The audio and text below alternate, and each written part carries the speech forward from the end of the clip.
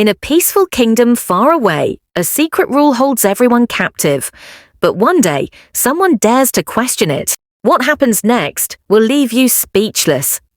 Before we begin, make sure to like, subscribe, and tap the notification bell. You're about to enter the world of Abo.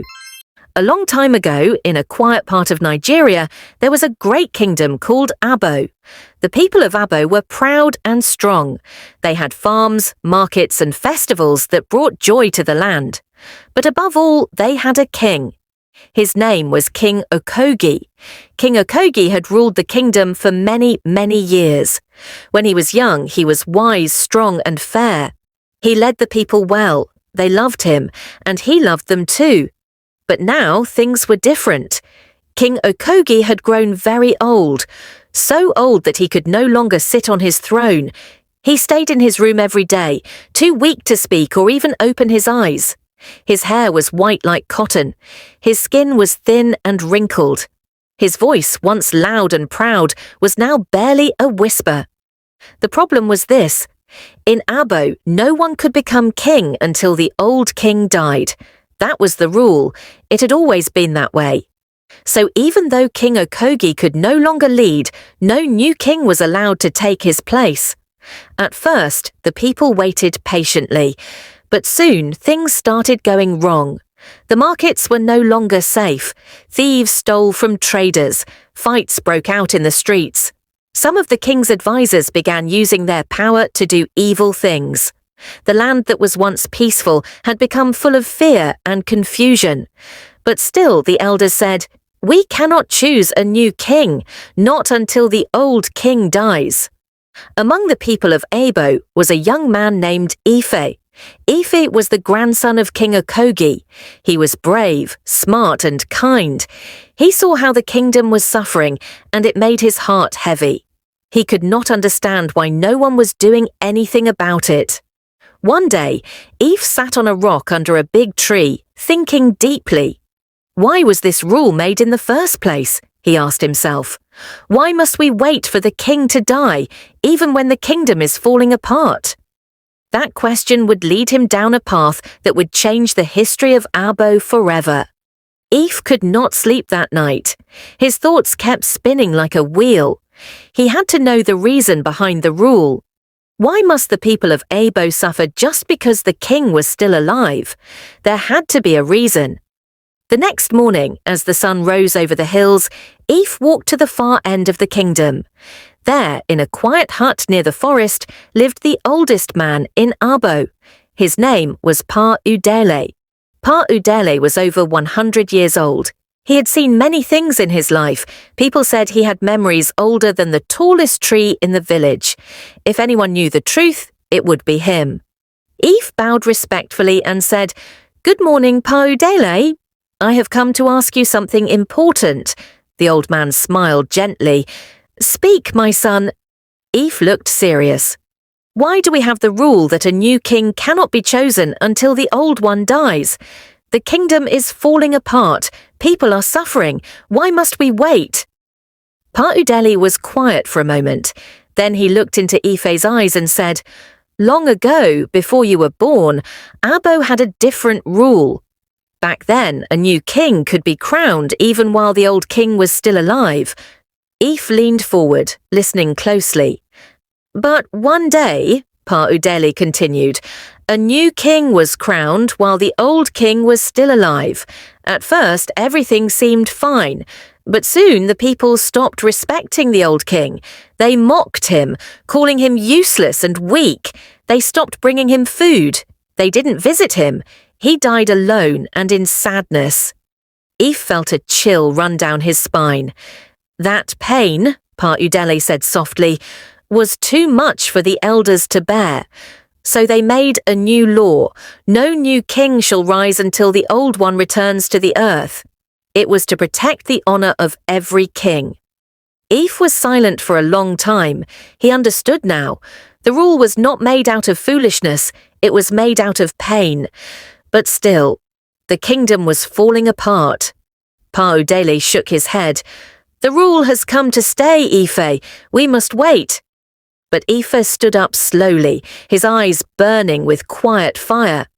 Maybe it's time the rule is looked at again. Maybe we can still respect our elders and also save our people. The old man looked at him for a long moment. Then he nodded slowly. Maybe. Aoife walked away with a plan growing in his heart. He knew it wouldn't be easy, but something had to change, and it had to start with him. Aoife returned from Paudele's house with a heavy heart but a clear mind. He now understood why the rule existed, but he also knew that if nothing changed, the kingdom of Abo would be destroyed from within. For days, he watched quietly. The people were no longer happy. Children played less in the streets. Mothers wept in the market because food had become too expensive. Thieves and lawless men moved around without fear. There was no king to stop them.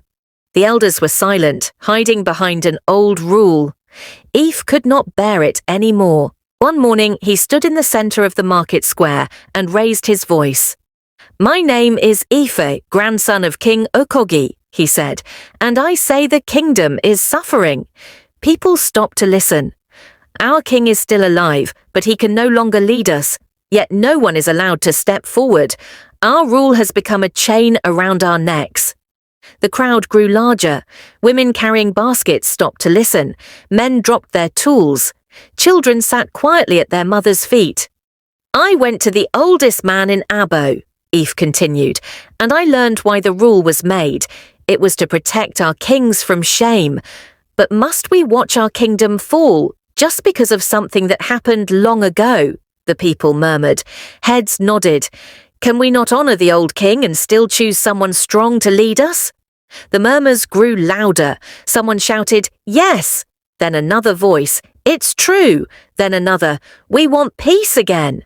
Soon the people began to chant, "Change the rule! Save Abo! Change the rule! Save Abo!"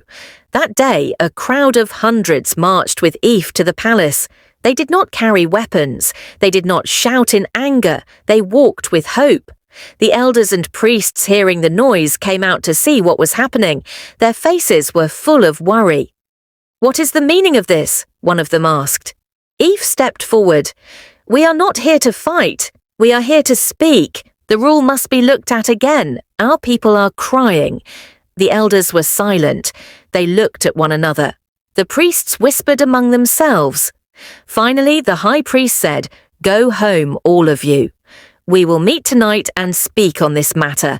For the first time in many years, we will open the ancient book of laws." The people slowly turned back and began to leave. But there was something new in the air that day. Hope. And as the sun set over the kingdom of Abo, Aoife looked up at the sky and whispered, "Let this be the beginning of something new." That night, the elders and priests gathered in the sacred hall. Only those chosen by the spirits could enter. They wore long white robes and sat in a circle around the Book of Laws, a giant leather-bound scroll that had not been opened in over 50 years. The air was heavy with silence. The high priest stood up and spoke. "The people are crying. The kingdom is broken. A bold voice has risen. Do we continue to follow the old rule, or do we open a new door?" Some elders shook their heads. "We cannot break a law made by our fathers," one said. "It was made with pain and must be kept with honor." But others looked worried. "What use is a law if the people are dying under it?" another elder asked. The high priest opened the book. The old paper crackled as he turned the pages. Then he stopped and read the law out loud. "A king shall not rise while the old one still draws breath. For honor must not be stolen by time." Everyone was silent. Then the high priest looked up. "This law was written to protect, but today it is destroying. I believe it is time to change it." There was shouting. Some elders stood in anger, others nodded in agreement. The room was full of heat. Outside the hall, the people of Abo waited. Hundreds had gathered again, holding lanterns, whispering, praying. At dawn, the high priest stepped out. His voice was calm but firm. "We have listened, we have remembered, and now we have decided." The crowd leaned in. From this day forward, a new king may be crowned while the old one still lives, but, he raised a finger, if the new king fails to honour, care for, and respect the old king, he shall be removed and replaced. This will be our new law. A loud cheer exploded through the crowd. People hugged one another. Some wept with joy. Yves stood still, taking it all in. He had done it, not with anger, not with violence, but with truth, wisdom, and courage. As the sun rose over the kingdom of Abo, something else rose with it, a new hope for the future. But one question still remained.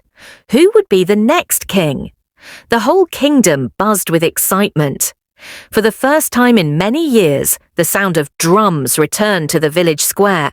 Women danced, men beat their talking drums. Children laughed and ran with joy. The law had changed. A new king could now be chosen, even though King Okogie was still alive. But there was one last thing left to do: choose the new king.